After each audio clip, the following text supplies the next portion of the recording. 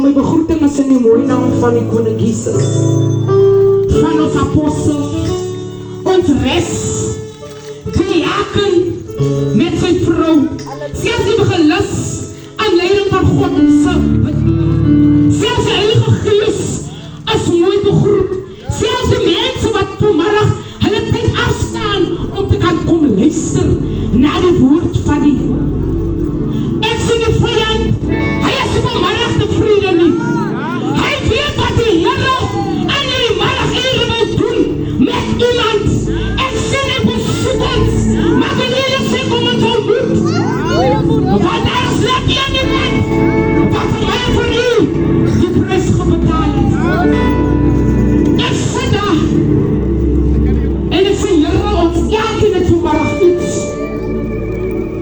En ek wil vir iemand vanmiddag sê, ek is 'n jong vrou. En as ek nie praat, dan gaan ek met jong mense praat. En met jong vroue, wat vanmiddag een huis het. En wat nog soveel keer deur baie goed gegaan het. Ons ken nie vanmiddag nog eens mekaar se omstandighede nie.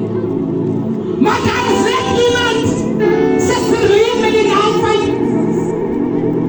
hy sê vanmiddag hier om ons bevrijding te gee. En het is vanmiddag die lewe gee. En die lewe oorvloed. En sê Here, ek praat oor iets. En Here gee my Johannes 4 oor die Samaritaanse vrou. Baie van ons het met vrede en probleme. Dan vra ons, Here, waar is u dan? Dan sê die Here, ek is hier by die water wat ek jou sal gee.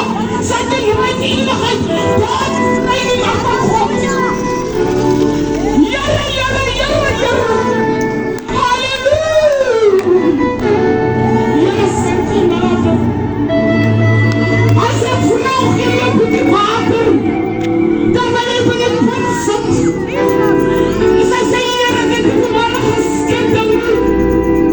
Hy sê, vrou die water wat ek jou vanmiddag wil gee. Sy nooit in die ewigheid. Yes,